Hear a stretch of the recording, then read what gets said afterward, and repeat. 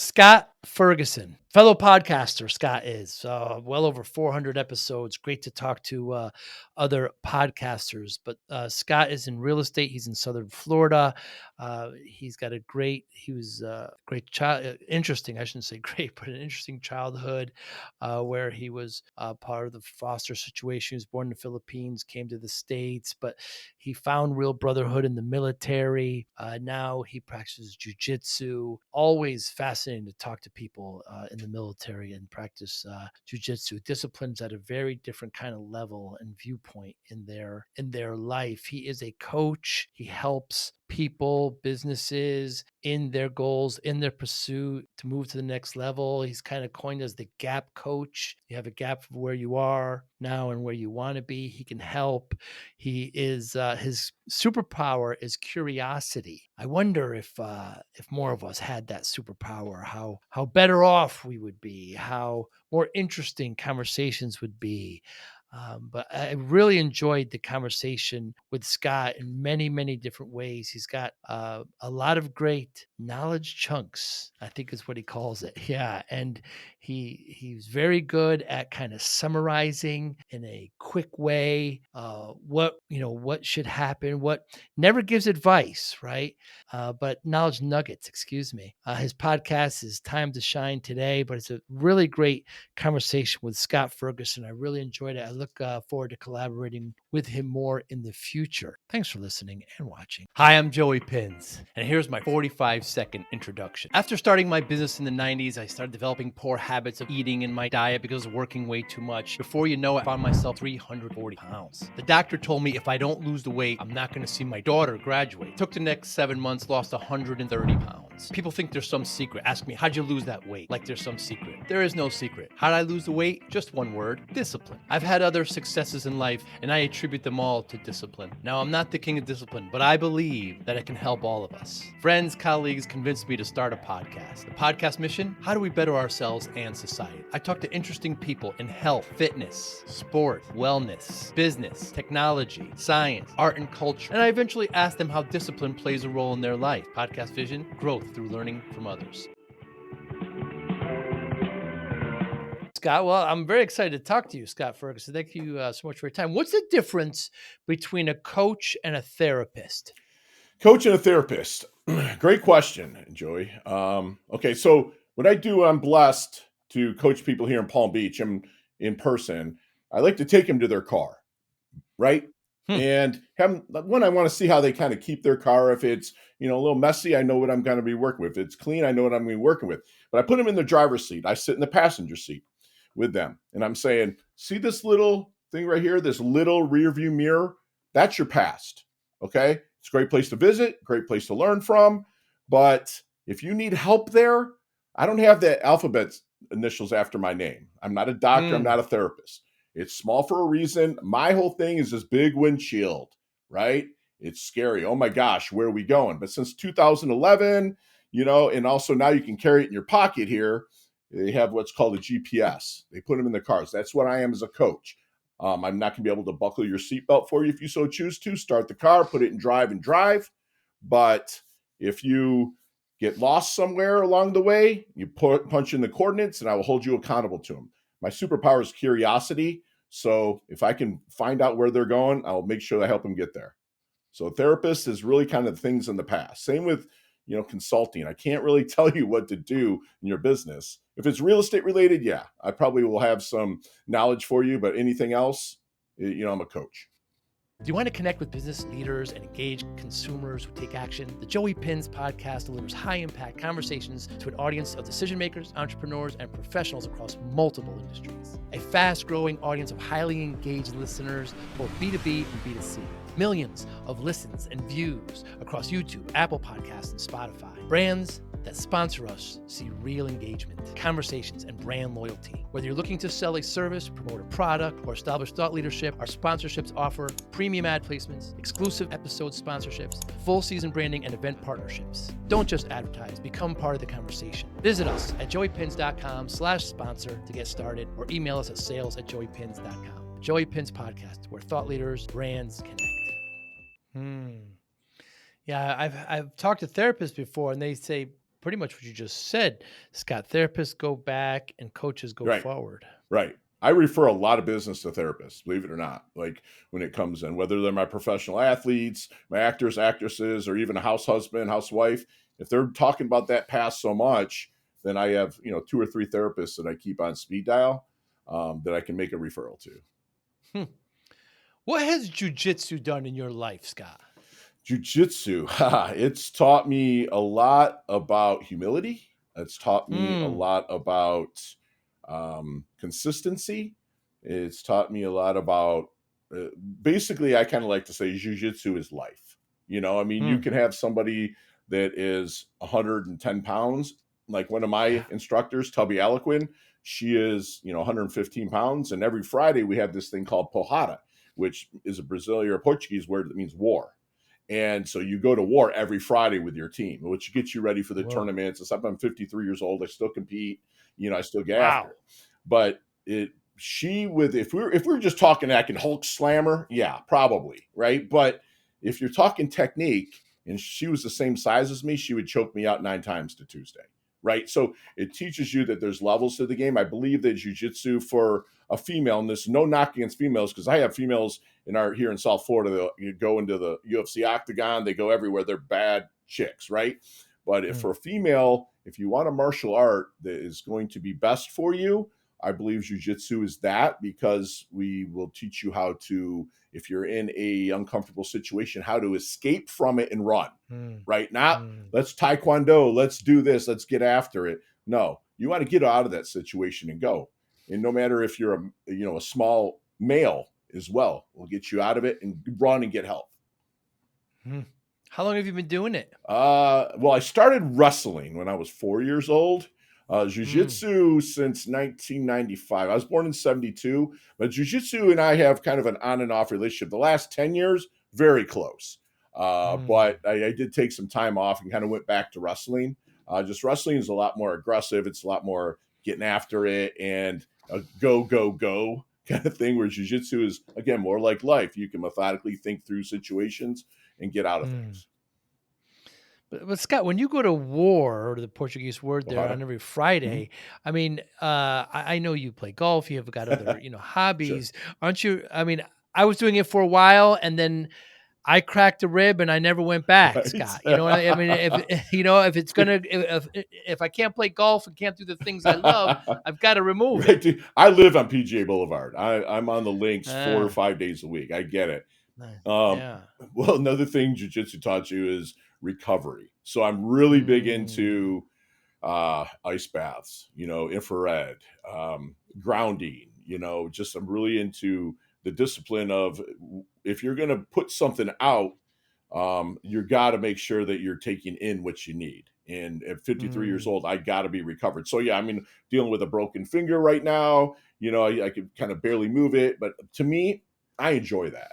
I enjoy, it's hmm, part of kind of like what I look at as life. What's my next challenge? So it's like, how can I work around this and still be successful? And such as life. mm, Something happens, you still got to go to it. Now, don't get me wrong. I've taken months off at a time, where I was injured and I'm like, okay, can't do it right now, but again, there's some relationships in my life that I only visit every few years too. So, jiu-jitsu can be like that for me as well. mm. Now you're also in the Navy. You're a Yeah, veteran, and the combination of being a veteran and doing jujitsu is a lot of focus and 100%. motivation Yeah. there. Individual, Scott. Yes, sir. 100%. Everything um, within my life. I got 3 coaches myself that I pay for. And a lot of it is just really honing in on what we're focusing on. And we kind of break up our days in this kind of 6 hour increments, and we win each part of that day before you go to bed. Right. And so everything goes kind of focus. What's for my first 6 hours, second 6 hours, third 6 hours, and really just kind of hone in on the discipline of that part of each day and winning your 3 parts of the day. The other 6 hours, hopefully, is sleep, because we need that for recovery and be able to come back the next day. Hmm. Yeah, the whole idea of people don't need coaches. Tiger Woods has a Sure. coach, Yeah. right? Right. Yeah, the whole idea that even the highest of Yeah, athlete, still needs a coach. Your background, though, Scott, is fascinating. You were born in the sure. Philippines, and you ended up going through adoption Mm. and kind of going through a couple of households there. That's got to play a significant role on one's youth. Yeah, huge abandonment issues that I had went through. Played the victim a lot in my life. I was born in '72 in the Philippine Islands. My father was biological father was American. Knocked up my biological mother, and went off to Vietnam, and never to be seen again. And so at that time, mixed breed males, bastard children, were literally being taken away from the Filipino women because I'm 6'1", I go about 230, I'm pretty well put together, right? And they didn't want even an average American sized men, tens of thousands of bastard children running around because they were afraid we would take over the country because Huh. Filipino men are not exactly big in stature. There's some bad dudes Right. there, but they're not big in stature. So they were actually shipping them to Spain because Spain to this day, controls the Philippine Islands. The Philippine Islands Hmm. is part of Spain. So no one really knows what happened to those boys. Luckily, another Air Force couple was there at the hospital looking. They had two children. They were looking to adopt. So they saw me. I was available. They literally kind of smuggled me. I have all the paperwork. It's crazy. They took me and they started the adoption process. And it was all signed off by Conchita, who is my biological mother. Connie, like she signed off on everything. Okay, so this family, they're the Donalds. The last name was the Donalds.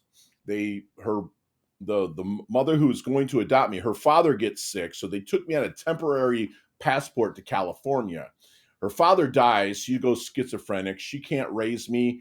The husband's like, dude, I can't raise our two children and this new baby, so they put me at Wow. an orphanage, so I ended up kind of hanging out there. I'm really not going to go into what had happened to me at the orphanage because it's all kind of stories and conjecture, but some Hmm. really nasty things that happened to me. And then I ended up getting adopted by who I call my mother and father now. But my father was a Vietnam veteran, went to the bottle a lot, and same with my mother. She wasn't a veteran, but she went to the bottle, a lot of alcohol, and they really weren't in a place to really adopt anybody and raise me. Now, my dad he's my best friend now. I mean, like he went through treatment and all that stuff, but I was passed around from family to family. So I didn't really find any identity or sense of real family until the military. And when I enlisted, Wow. Desert Storm happened like literally right then because, we went to Kuwait in 91 and I enlisted in 1990. So it was all my training was done and immediately deployed. So there's where I have family. And to this day, I Hmm. keep in touch with probably 16 or 17 guys that I served with. We're pretty Wow. tight. We all meet at least once a year for a golf tournament or, they come here to used to be called the Honda Classic. Now it's called the Cognizant. And they come here and we all go to the golf tournament together to the veterans tent and it's a good time. So they are an extended part of my family. Hmm. Yeah, it's something I wish I had more of an appreciation of, the military, the Yeah. camaraderie, the brotherhood, the sisterhood. But all this kind of culminates, Scott, into the current coaching today, which you love, Yeah. which who won't you work with? It's funny because a lot of people that I was a real estate broker and I still am for luxury Yeah. properties here in Palm Beach. I don't do too much. I've built a solid team. I kind of show up, my face is on the stupid billboards and all that stuff. But like in 2010, my coach, after I went through a really bad time because the market crashed, my own coach, she's like, hey, Mm. you need to start coaching people. I'm like, coaching? She's like, yes, coaching. I'm like, I don't have any right to coach anybody. I mean, who am I? She's like, Scott, how many times have you worked with a couple and you had to be the buffer and be almost a marriage counselor between a public buffer while they're buying a house? How many Mm, times have you mm, babysat kids while you're showing the house and let the people go look at it? She's like, there's so hmm, many aspects of coaching that are already instilled in you. And so then I did get certified, which you don't have to get certified. It's such a low entry to become a coach. You don't even have to be certified. But what happens is that curiosity is my superpower. And so I'm mm, always asking questions and asking questions. And it just kind of coaching, I believe that everyone knows what they want. They just don't know how to talk themselves into it. Right. And mm. so I believe that every challenge that resides in there, that the solutions there too, we just got to have them find it. I can't tell you, I'm not a consultant. Say, Joey, go do this. You come back like, Fergie, you're an idiot. It didn't work. Mm. But if they come up with it through my curiosity, they go execute and I hold them accountable to that execution. magic happens, brother. Hmm. Yeah, oftentimes I'm asked, there's a big difference between coaching and advice. If I'm Right. ever asked for advice, I say, well, here's something that in a similar situation, this is what I did and this is what I Right. learned. So take that now and do what you will with Sure. it. But so who won't you Oh, work with yeah, in your that was your coaching question. setting? Who won't I work with? Somebody that's buried in their past. Put it Mm, there. I mean, I'm not the right horse for every course. I'm a very high accountability coach. I mean, I'm going to ride you, right? I mean, be like, mm, listen, this is what you came up with. I'm going to ride you. And that might push people the wrong way. But I've interviewed over 400 of coaches, therapists, consultants on my podcast. So podcast. I'm able to refer them to there. And it's nice to make a little affiliate referral fee off of that, but I'm putting them with the right people. Our motto at Time to Shine today is we don't want to have anyone to feel like they have no one, right? So no matter if I'm the right coach, great. If I'm not, I'm going to find you somebody and we're going to make Mm. make sure that you get right. And that stems from my past, and I don't want to have anybody to feel that abandonment feeling that I have. So, I'm blessed to coach, NFL, Major League Baseball, PGA, 4 PGA golfers. When I had a fantastic weekend at the Players this past weekend, I had house husbands, housewives, hedge fund managers, C-suite executives. So, I'm able to do it. I want to get fired within 90 days and then just put them on kind of Mm. a really kind of follow up protocol to make sure they're right a few times a year. We get really in depth, intense for 90 days. Then we just kind of have a follow up relationship after that. What do you do with unrealistic expectations, Scott? Somebody says, I want to be a billionaire. Mm-hmm. Or something that's which could be unrealistic. How do you rein them in? Do you not work with them? How do you No, that's a great how do you go? question. I don't use the word why ever because it's judgmental. I'd be Mm, like, why, Joey, why'd you do that? But if it's super unrealistic, like you just said, I mean, what is your expectations or why are you feeling that you want to be a billionaire? And then they're mm, going to find out, then I'll ask them, why aren't they yet? mm, And but then I might say, what do you really want? Bring it back to what they really want. And then ask them again, what do you feel is the reason you're not there yet? Right. Because a lot of times you can take it from something that's unrealistic and, for lack of a better term, dumb it down into something that is, but still hard to get, right? And then put them on that, program that they come up with through my curiosity to get them through. So yeah, there's some people that'll come out there, especially some of the young bucks that are out there right now, and they see these right. Ferraris and all this stuff that's out there that's probably rented by the person posting it anyways, and stuff. So, but no, I bring them back to earth. I just do it as gently as possibly can, Joey. But when you talk about your curiosity being your Mhm. superpower, I mean, how's that manifested? Because you could just be scrolling one day, on social media or something, and find something of interest, and then go down a whole rabbit hole there. Then start looking it Right. up and say, That's a "Wow, I great didn't know anything question. about Sure. this." And so, how do you reel that in? I like to use my superpower with human beings, not Mm, with what I'm looking for. I'm very, very focused on what trajectory that I want. I'm a big believer that our decisions and not conditions, like, kind of put us where we're at, right? So if I decide to go on that phone and do that, then it's a waste of my time. I don't like to waste time. I'm happy to mm, show my scrolling, activity on my phone. You don't see much of that because I'm so focused on serving others and getting them to where they want to be that I don't have much time to do that.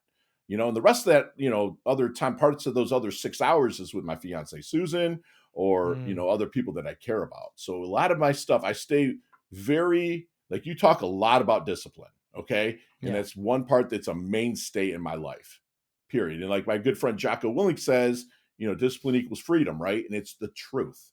If you want to get free and do what you want to do, live a life of options and not obligations, right?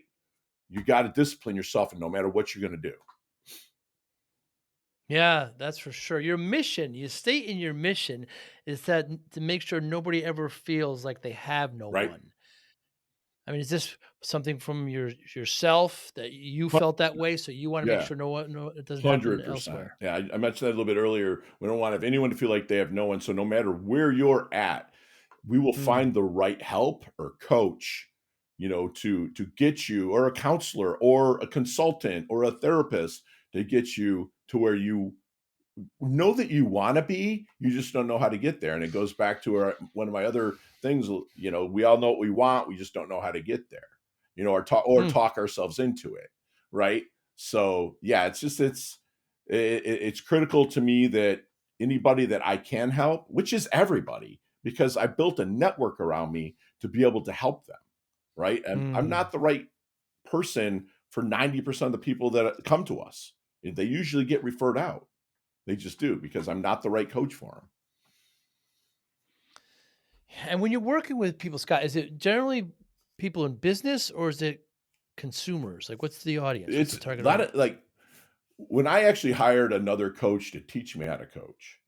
She's like, "You have to niche up. You have to niche. You have to niche. You have to niche." Yeah, I'm like, "Okay." And I tried it, and I went into the real estate world because I'm familiar with it.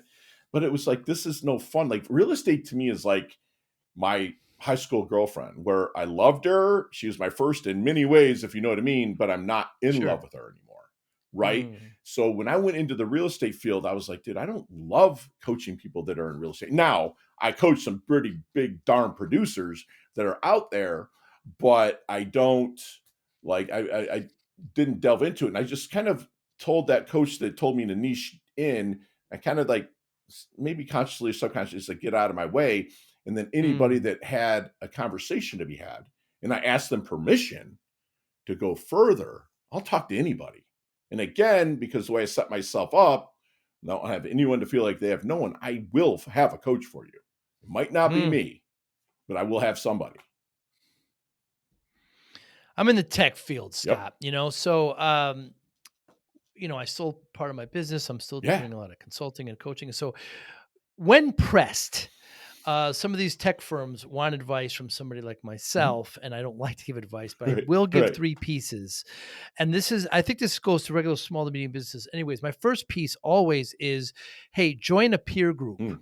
So when I joined a peer group in my firm, it changed the whole direction of my company. You talk about never feeling alone. Boy, when I was at a peer group, I never felt alone again because it's so isolating being Sure. an owner, being an Right. entrepreneur. It seems like everybody's against you, Right. Scott. Employees, banks, vendors, you know what I mean? Nobody's on your side, but at least now you're in a room with peers. Second is a business operating system. There's many of Mm. them out there, but adopt one in your business and I follow love it. it. And then lastly, wherever you need it, hire a coach. Yes. Yes. So what do you think about those three pieces? 100%. Yeah, be present within your company.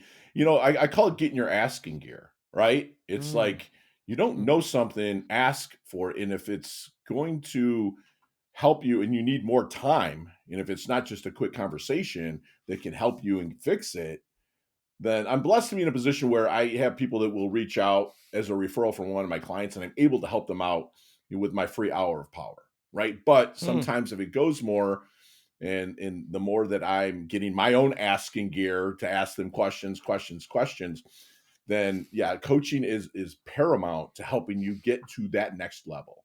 It just is. I know I would never be here without Tim, Berta, and Jennifer and Randy. Like, there's just different coaches that have came in and out of my life. But Berta's always been a mainstay. She's been there from 1999 until now. mm. So, and that's 26 years. This Halloween will be 26 years. So yeah. When How does one know that they need a coach? What should they be? You said get your asking Mhm. gear. What should they be asking themselves? They should be asking themselves, what do I really want? Mm, Really want, Joey. Not like, oh, I like this. I'd like a Tesla. I would like this. But ask them what they really want. Ask themselves what they really want. And then follow up with, what is the reason I don't have it yet? mm, And if there's a way to fill that gap, because when I'm introduced on stage, I'm introduced as the gap coach, right? Where you know where you want to go, here's you are, but there's a gap that we got to cross. What is that gap? Am I able to bridge that gap by myself, mm. through research and reading and leveling up myself? Or do I have somebody else that can kind of come in and help me navigate, not give me advice, not tell me how to do it, but navigate it to make it mine, to make it my journey? Yeah, I saw that you're a gap coach. Now that makes sense because there's a gap from where you are and where you want to be Right. and how you're going to get there. So when somebody arrives at a decision, you know what, I am stuck. I seem motivated, but I do need a Mhm. coach. How do they find it? And what questions should they be asking a coach to make sure it's a fit? That's that's a great question because I always ask on my podcast, is there any good question that you wish your prospects would ask you but never do? Mm, One, I mm, would say what's expected of me. If mm, I'm your client, what is expected of me? Are you like, what is your protocol for coaching? That's, that will be handled within my first hour of power with them that I give. I don't charge them, I give it to them. But that's one thing that I'd ask your coach, what do you expect of me as your client? Me, I expect as a coach full accountability for your actions, that you really want to live a life of options and not obligations, that that you also will come from your imagination a lot, not just from what you know already. Like we got to mm. imagine things, stuff. So that's probably what I would ask them. The main thing is, what's expected of me.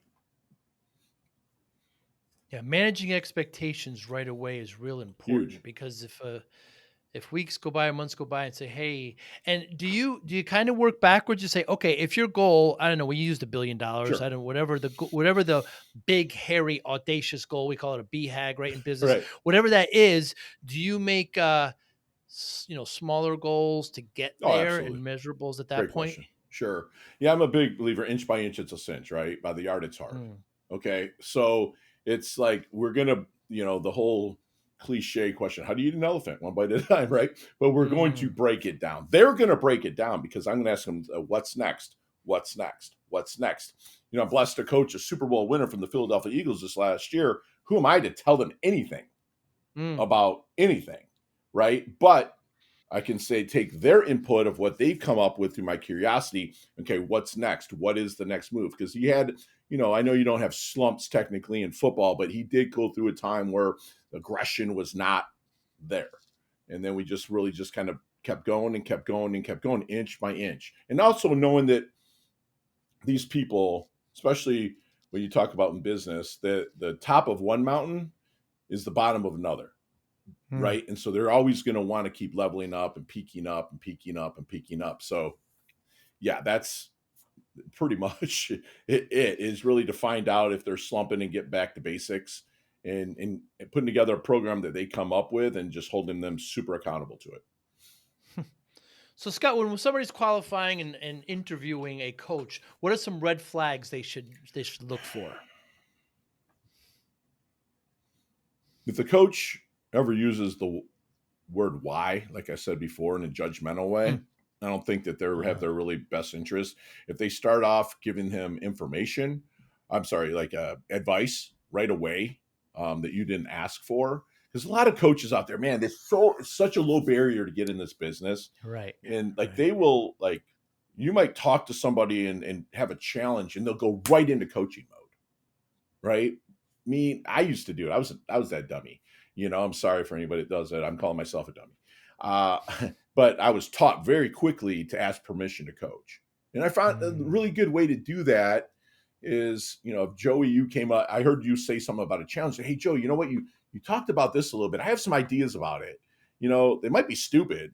They might not even work, but I'd love to share them with you. And maybe if you have time for a conversation about it, and now because I have a little bit of a reputation, be like, yeah, Fergie, let's sit down. But sometimes people will be like, yeah, let's hear what you have to say. And then I go into question mode, right? Powerful questions. Everything in life is a question, Joey. yeah, it sure Everything. is. I mean, if you're driving down the street and you got to make a left, there is a question that's a low level question that goes off in your head that says, should I hit my blinker to make a Mm, left? That's a question, right? It's mm, low level. See, a lot of people will go out there with affirmations. I am this, I am great, I am fine, I am terrific. But our brains are evolved to problem solve. If you can ask yourself powerful questions and let that subconscious bake on that and marinate on it, the things that'll happen are amazing. And that's what I really do is I become that question asker for mm. them, to put them in that mind frame, to activate the reticular activating system so that stuff starts coming to them, letting them only speak in definitives, not I should, I could, I want, like I should all over myself, right? They are I can, I will, I am. That's the only way they talk, period. Again, I get fired, bro. I get fired a lot because I love my clients so much that I don't want them talking in a weak sense, right? But they're like, yeah, I don't want it. I'm like, I have another coach who's a little bit softer than me. And that's okay because this is my way of going. Again, I don't have anyone to feel like they have no one. I will put you with another coach that's a little bit different. But we speak in definitives and we move forward and progress inch by inch, man. Your brand deserves to be in front of the right audience decision makers, entrepreneurs, and professionals who are ready to take action. That's exactly who listens to the Joey Pinz podcast. Thousands of engaged business leaders and consumers tune in every week. Millions of views and listens across YouTube, Apple Podcasts, and Spotify. Sponsors see real impact, higher engagement, brand trust, and conversations. We offer strategic partnerships tailored to your goals, including targeted ad placements, branded guest appearances, multi-episode and event sponsorships. Make your brand part of the conversation. Let's grow together. Visit joeypinz.com/sponsor to explore sponsorship opportunities or email us at sales@joeypinz.com. The Joey Pinz podcast, where brands and thought leaders connect. Ask permission to coach. 100%. That's profound, Scott. Yeah. Huge. I've noticed, and I've noticed I've been doing it now, but inadvertently within the last 10 years or so, I've been slowly removing people from my life that give unsolicited advice. Sure. Right. Because the problem with it is that if you don't take it, they get upset with you. And you didn't ask them for their advice, but they start spewing it. And then, and then there's resentment there, and it's a tough way to go. Dude, my fiance will be like, can I just talk to you and you not say anything?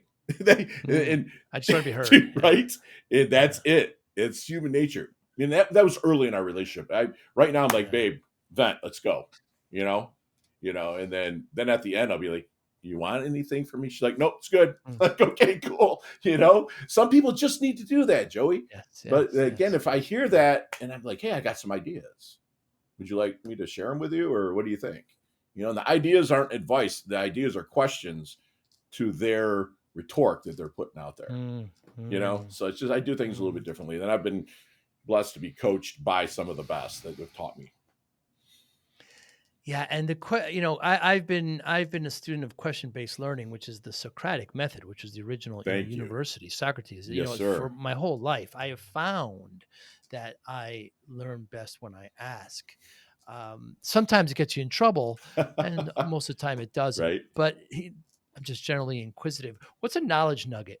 Knowledge nugget is something that I'll put out. Something like I might say, the happiest and most successful people operate from their dreams and their imaginations, but not their past. Like, if you're operating from your past, you're not moving forward. But if you can operate from your dreams and imagination, then you can really tackle pretty much anything. Or I might grab a quote that I might see, like, a courageous man dies once, a coward dies 1,000 times. That would be like a coaching knowledge nugget, right? So that's just it's a way, like when I get interviewed as a gap coach or a lifestyle optimization artist, that's just a fancy way of saying life coach, right? So it's like, knowledge nugget is just like a coaching advice that I might put out, but I put it out to the masses. I don't just put it out to you. It's just that's what that is. Okay, so our prospect here has come to the decision that they need a coach. They're starting to talk to one. Expectations have been managed. There's no red flags right away, like we've seen. There's no quick advice being given. What should be? You have this introductory meeting. Everybody likes each other.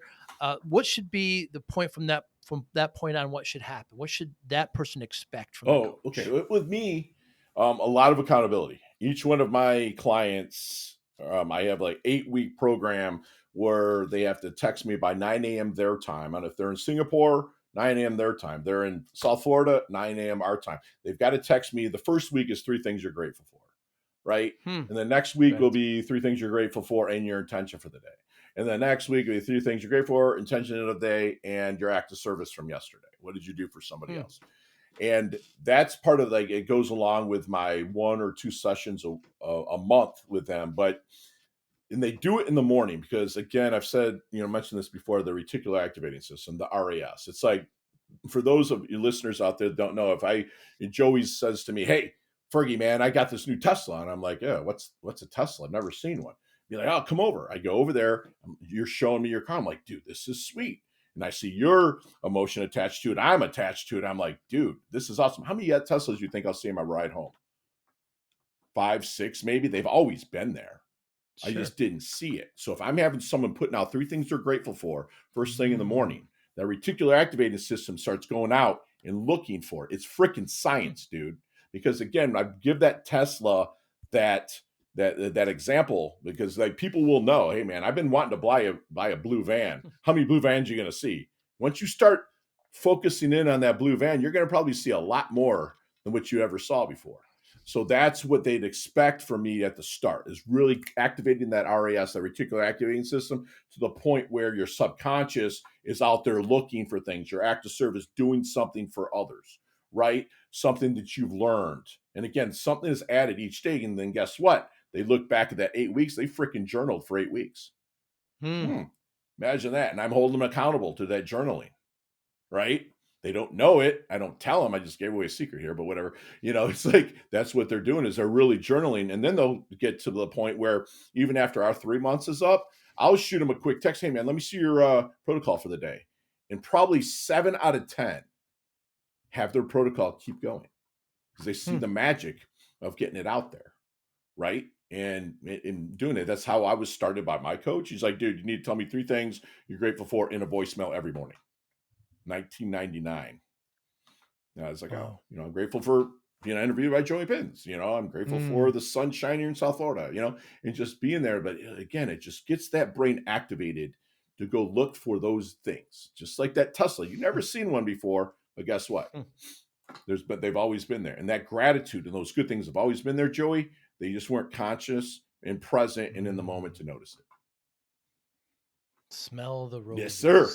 That have always been there, by the way. Yeah, that's right. They've always been there. Yeah. Does technology play a part in coaching at all? Using the tools? Zoom, of course. Any... Yeah, I'll do a lot of Zoom sessions. I'm blessed to coach people all over the place. So I do stick to the Zoom platform for myself. It just works. It's easy enough. And I don't know if you hear about this thing, coronavirus, but since then, everybody has a Zoom account. So it's easy to be able to hop on with somebody. And I do a lot of that. And the thing is, I operated in the shadows here in South Florida because I live in Palm Beach. I don't buy into the Palm Beach lifestyle. I buy into the Palm Beach weather and the healthiness and stuff like that. And I just launched, or this Saturday, I launched a radio show called Level Up Conversations with Coach Ferguson on terrestrial radio, 98.7 FM and 1290 AM. And so I'm coming out of the shadows, which is something that I battled with, but I worked with my coaches here in Palm Beach because I don't I'm only coaching maybe 3 people here locally. The rest of my people are elsewhere, which brings the technology in, to be able to do things, whether it's FaceTime or, stuff like that. But again, if it's in between sessions, I encourage people to dig deep before we have to hop on a call, which, I have bills to pay. I got to charge you for it. Right. So it's like, I'm going to do that because everybody's time is finite. It's what we get done in that time. So if I'm doing my job right and I'm being curious enough, they're going to find out the answers on their own a lot quicker. If they just need a quick validation text, meaning like, hey, I asked myself this question of it, this is what I'm coming up with, and then I'll follow them up with a question. Be like, what do you feel about your question? And it's just there, but I ask it with an excitement, But if I see a bad red flag, I'm going to call them out, nicely and just be like, hey, remember we talked about this. What is your feelings about bringing this back into the fold? Something like that. So yeah, technology is key, but I'm not a super techie guy. I'm just blessed to have a really, really good team as well to help out with that. Do you think AI could ever coach somebody? Oh my gosh, brother. Okay. So one of my mindset performance coaches that coaches me is Brian Kane. And I had a client that was playing in a very big championship game that everybody watches, right? Okay. And I had to go into a session with him and I put into AI, what I need 10 performance questions that might be asked out of mental performance professional Brian Kane. Dude, it spit me out 10 questions and I actually used 2 of them. And Brian, he laughs about it. He's like, no, that's awesome. And then I go into AI and be like, use put word questions like I would. Like me and AI have a really good relationship. You go into AI and my desktop or my phone, I'll be like, what's my name? And it'll be like, it's Scott Ferguson. I'll be like, what's your name? I'll be like, I'm Philo. Why are you called Philo? That was your call sign in the military. Okay, great.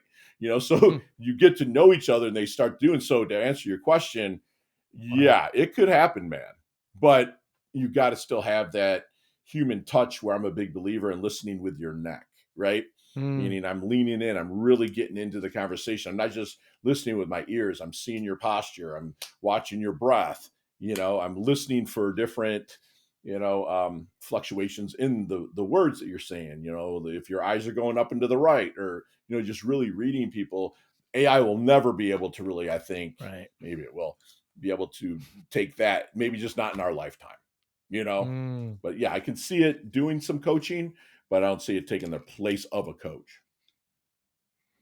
Yeah, perhaps as an enhancement and augment, I'm not sure. It'd be very It interesting. would be. There's probably coming out with someone as we speak. Scott, has there been anything in the last month or so you changed your mind on? That's a great question. You know,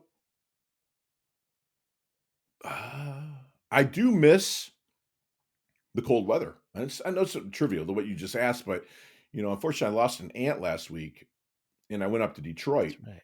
My condolences. Thank Yeah. you. And I went to Detroit, and I was like, I kind of miss this. And I don't want to stay there, but I was so adamant about getting the heck out of there, that I forgot how beautiful parts of that time of the year were, right? And it's just like so I'm able to shift Hmm. in motion, but that's something that like I thought, cold weather, never. Now it's like, hey, babe, do you want to go to Colorado next winter? You do stuff a little bit more. So yeah, maybe change to that. Coaching philosophies, they change all the time in a sense, not like Mm. the actual philosophy itself, but like my ways of question asking have evolved in the 14 years, 15 years. And I'm always picking up a new step. I'm always consistently learning, and checking that ego at the door, no matter where I'm at. And again, it goes back to jujitsu. You check your ego at the door there. So there's nothing that's really huge. I don't think that I've really changed my mind on.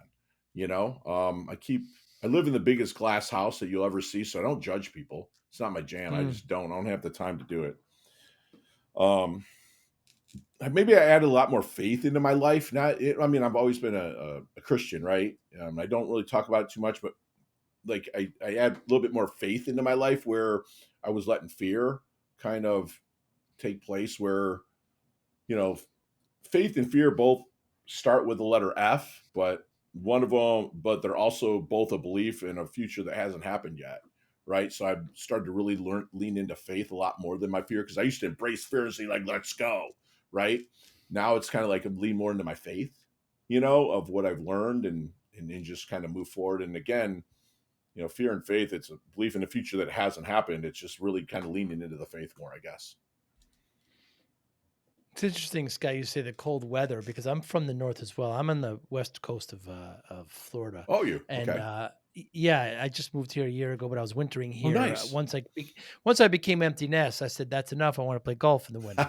So, but I was recently in the north, like you were, and it's actually not that bad. But as long as it's only for a week or two, Right. 100%. but it Yeah, but it's kind of cool. You can wear a jacket, sure. you wear pants, a scarf, and Right. it feels kind of good actually. But yeah, but then it So gets funny dark you early and just all said this kind that, of stuff. dude. Yeah, Joey, I yeah, had to put jeans on for like the first time in over, like, I wear long slacks sometimes, especially when I'm speaking on stage, but jeans.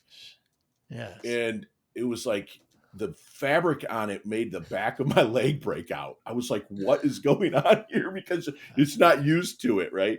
But no, like you said, having it for just moments at a time, I'll take that 100%. Yeah, sure will. So I think you know my story, Scott. I started my business in the '90s, a tech business up in New Haven in the Mhm. Northeast, and I was working way too hard, 14, 16 hour Sure. days. You're no stranger to this, and putting my health in the back seat and not taking care of myself, diet wise, health wise, putting all that, Yeah. not focusing on that. I'm in front of my doctor and she tells me that I'm 340 Saw that, pounds. brother.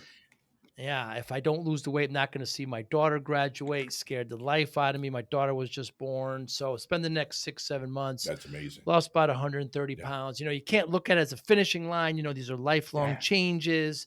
So when I tell the story, people always say, "What's your secret? What's your secret?" And there's no secret, Scott. Discipline. That's how I did it. That's how I keep it off. I'm certainly not disciplined in everything, but I had a mission there and I did it. How does discipline play a role in your life, Scott Ferguson? It's all that is everything to me. Nothing can really, you know. Okay, so discipline to me is doing what you don't want to do when you don't want to do it, and do it with effing enthusiasm.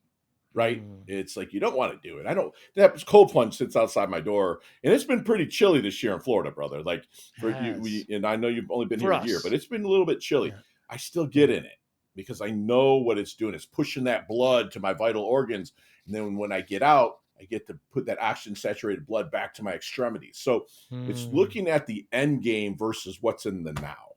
That's what discipline is to me. Is like saying, where am I going, and what am I going to get to, and knowing that this is going to help me get there, and that if I don't, it's a day lost. And after just seeing my aunt, who should have had wings on this earth, right? And she mm, was the epitome of living a life of intention and not attention. She always gave.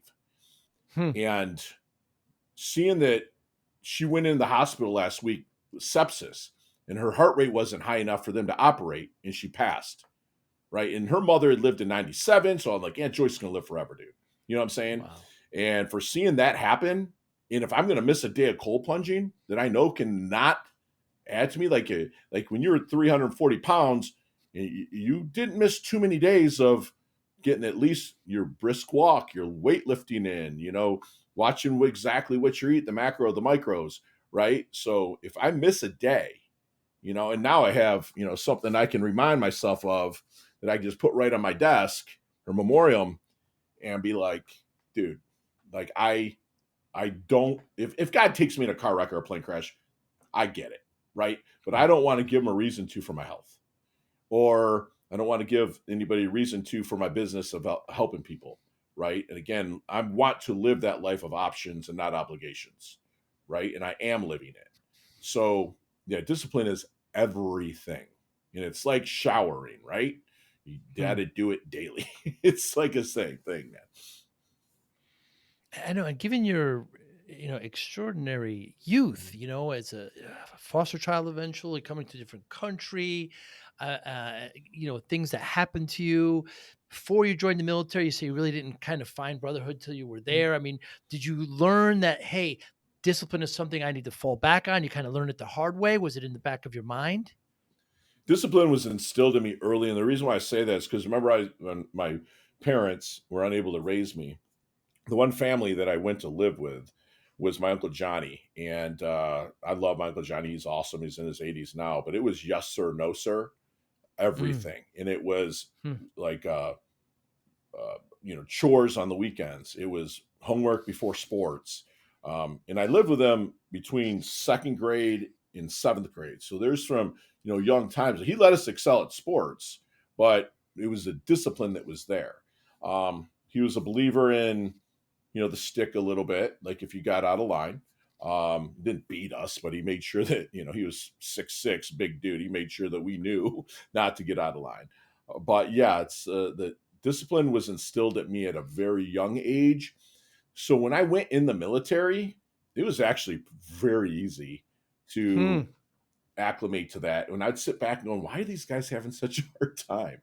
And plus growing up mm. wrestling, there's a discipline there because it's the first martial art. It's the one sport that is the oldest sport. It's written in hieroglyphics on cave Hmm, walls. So there was a lot of discipline, whether it was weight cutting or showing up for practice and getting your butt kicked and kicking butt. And so discipline has never been that hard for me. It's hmm, just it's because it was instilled in me so young, right?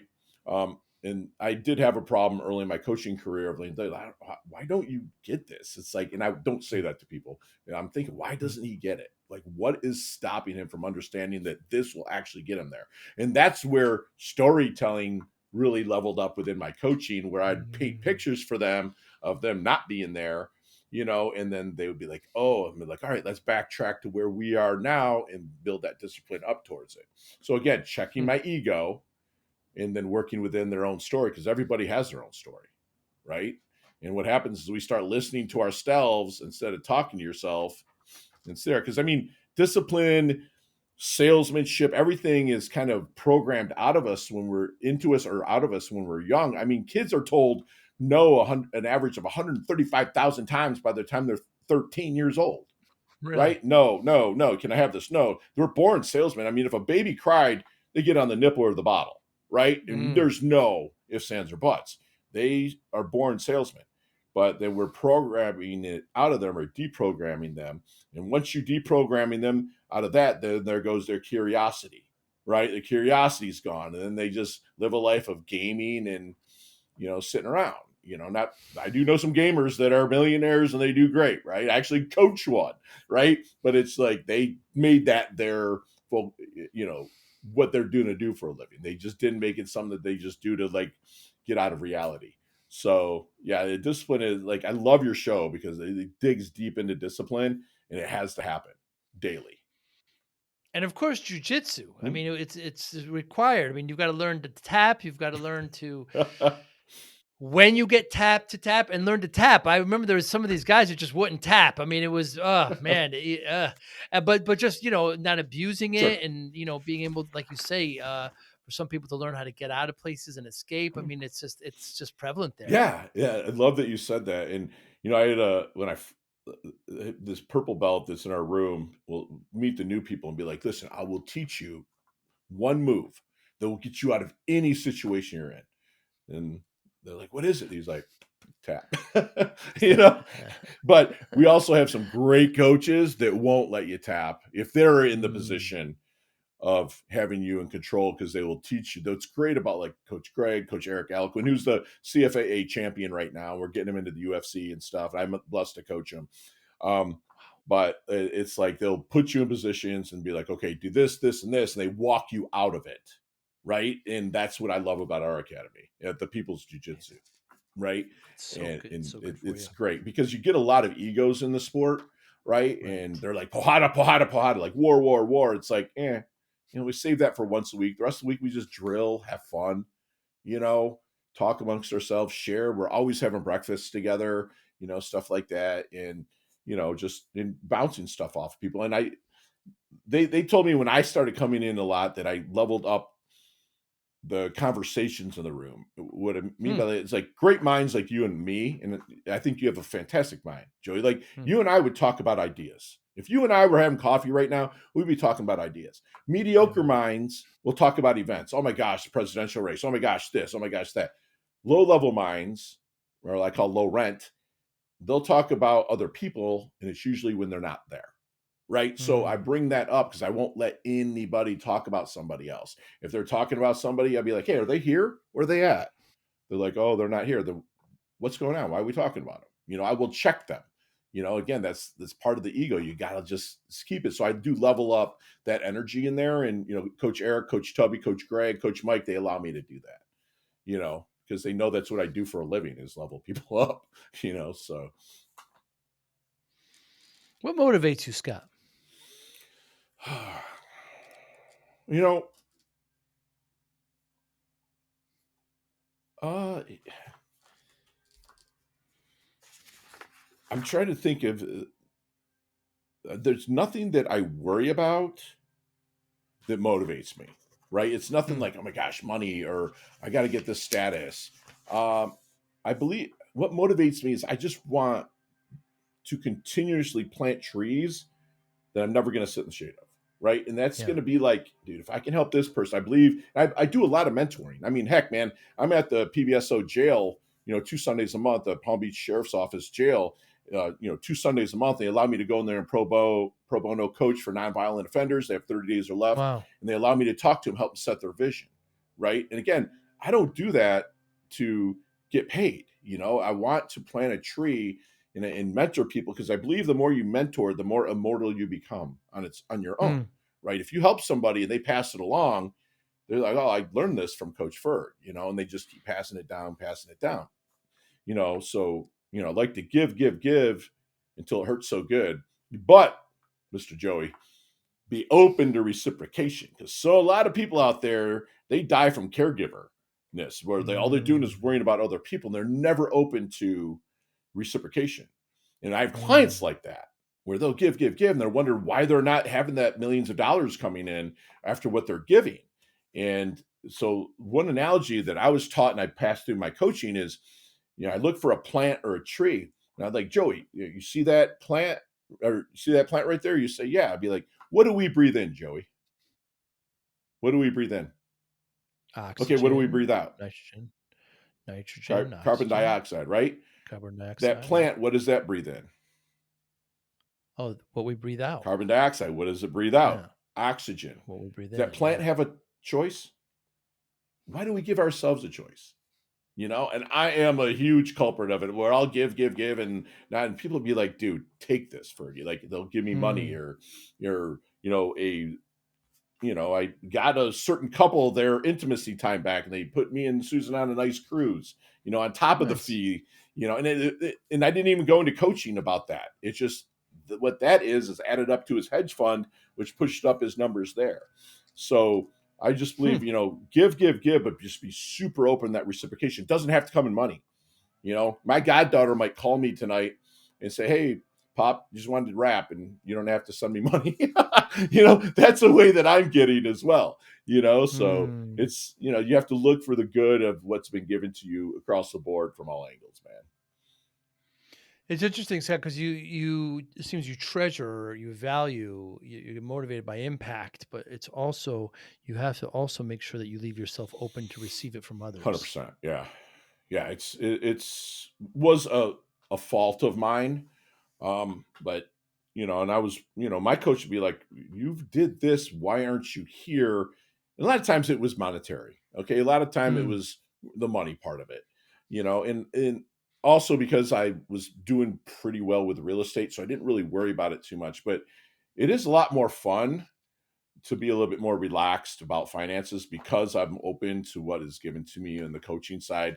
And I started opening up over 10 years ago on the coaching side, but there might be other things that, I might not be as open about.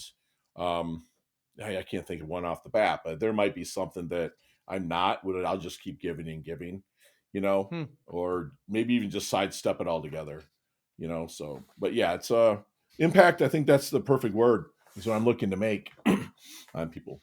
Looking for a powerful way to reach business leaders and engage consumers? The Joey Pinz podcast connects brands like yours with an audience that listens, engages, and takes action. High impact exposure with a fast growing loyal audience. Millions of views and listens across major platforms. Sponsors see increased brand awareness, trust, and conversations. We make sponsorships simple and effective with custom ad placements that fit your brand, deep audience engagement through authentic conversations, long-term exposure across podcast platforms and social media. Don't miss the opportunity to connect with your ideal customers. Visit joeypins.com/sponsor to secure your sponsorship today. Or you can email us at sales@joeypins.com. The Joey Pinz podcast, where conversations drive results. So given that motivation of impact, Scott, how do you measure success? I've said it a few times in the interview. It's just living a life of options, not obligations. If I can want to do Mm. something, I can go do it. Um, that to me is success, period. And I did it from a place of service. I took nothing, I gave and I received, and I get to, you know, when I would take vacations before, I'd feel guilty about it. Like, oh my gosh, there's people that aren't, but that's not living a life of options, right? Mm. And so that, again, that was coached into me by my fantastic coaches. So that's my definition of success: is just living a life of options, not obligations. Hmm. Freedom. 100%. Yeah, that's options. It's huge. And, without going too far there, we live in the best country ever for it. and because I've seen the worst of others can offer us, Mm, and mm. there's so much opportunity here where we're at, and you and I have made the move to our versions of paradise, right? It's not everybody's, but it's our version. So I know Palm Beach, this area, golf courses, the fun, always something to do, the healthier eating, it's been important to me. Impact and freedom. Got a great podcast, Scott, right? Time to Yes, sir. shine today. Tell me, what's your goal there? What do you want listeners, watchers to come away with? It's a new knowledge nugget from somebody. I love to put shine on people, meaning my guest. And it's funny, I started December 19th of 2019, and I did it Wow. as a selfish endeavor to pick the minds of people like you, right? And Mm, level up my own coaching business. But what happened is, to come on my show, I asked for, a donation to the Suicide Prevention Lifeline of at least $10. wow. And again, I don't know if you heard about it, but this COVID thing happened in early 2020. Mhm. People were looking to get interviewed. They were looking to do stuff like that. And then I got a call from, 988, the Suicide Prevention Lifeline. And they said, like you've raised over like $11,000 for us during this time. I'm like, wow, I didn't know that. Wow. And so they kind of took my show and put it on blast on different channels, which pushed me into, like, at one time it was the top 1%. Now I'm the top 2.5, percent on listen notes. And it was all through, I don't think if COVID would happen, I would be there. But again, I would still not have stopped doing it because I'm always curious. And that's why I can't wait to get you on my show, right? To pick your brain about that, Mm, 100 and some pound drop or whatever, and like what you do and how you serve people, and like be able to mm. pick up that step to be able to roll into my coaching protocol and see how I can help more people. Who won't you have on the show? Um, no, I have no problem. There's no far right, far lefts. Mm, I won't have any. Um, my religious way is the only way. I mean, I've had, mm, I've had rabbis, I've had, pastors, priests on the show. No problem is they got to know that there's no judgment in our show. It's not going to be like you're going to hell if this. I won't have those people. I won't have. We vet our people pretty good, and I won't have any imposters on our show. They'll know, they're going to be vetted. And I do. I have a fantastic team of Donnie and Tiffany, and they're able to like kind of dig deep into their social profiles and see if what they're putting out there, if they've actually been in the business, as long as they have. I'll really look for testimonials. If there's not too many of those, then we'll ask them for some. Um, hmm. Not to say we're picky because, you know, um, to be douchey, but, I've built an email list of 176,000 plus emails that I'm very intimate Wow. with. And I've did that since 1999. I'm a big believer that Facebook, all those other things can shut you down, but nobody can shut down my email list unless I Mm. spam them. And I'm always giving good content out, so it's like, yeah, it's it's been like a beautiful endeavor with the show, but I don't turn down much. But again, judgmental. If you live in a glass house and you still throw stones, we probably won't have you out there. Mm. And what makes a great guest? Ah, somebody that is funny. Our avatar of a listener is someone that's usually driving to work, knows there's a little bit more to life, and they have that 30-40 minute commute. We won't have like an analytics and numbers guy or girl on there. We want storytellers like yourself, Mm, like, mm. other coaches. If you're a coach, you better have stories. If not, you're probably not coaching.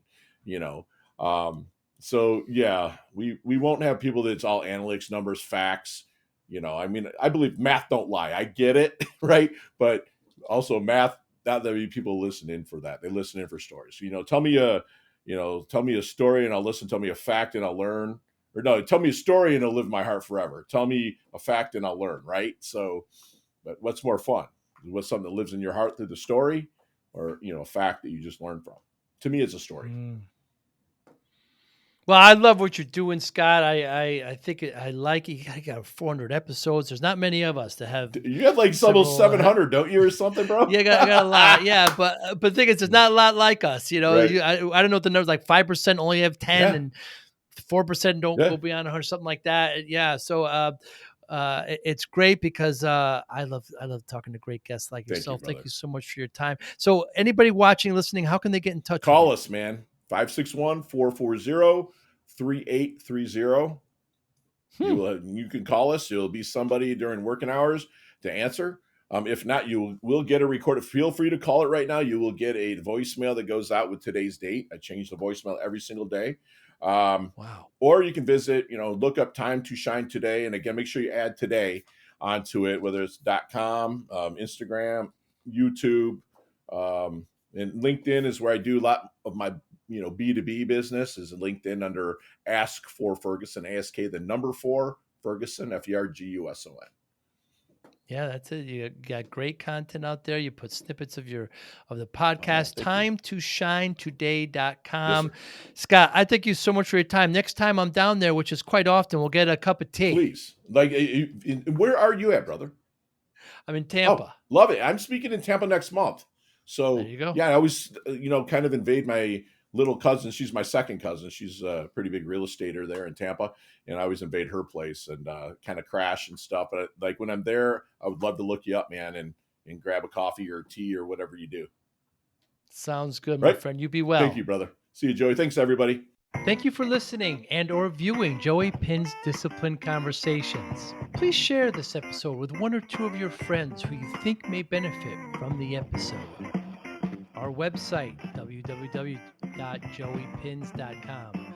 There you'll find lots of resources and you could join our mailing list. Please follow us on all our social media, Instagram, Twitter, and Facebook.